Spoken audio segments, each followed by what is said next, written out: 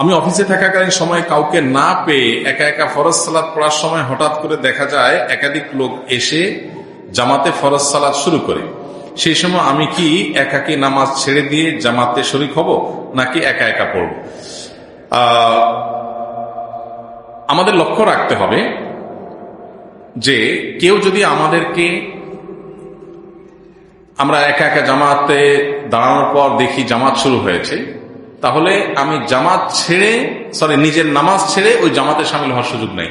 কারণ আল্লাহ তাআলা বলেছেন লা তুবতিলু আমালাকুম, তোমরা তোমাদের আমলকে বাতিল করে দিও না, তোমাদের আমলকে বাতিল করে দিও না, এটা আল্লাহ তাআলা আমাদেরকে বলেছেন। অতএব এটা আমাদেরকে মাথায় রাখতে হবে।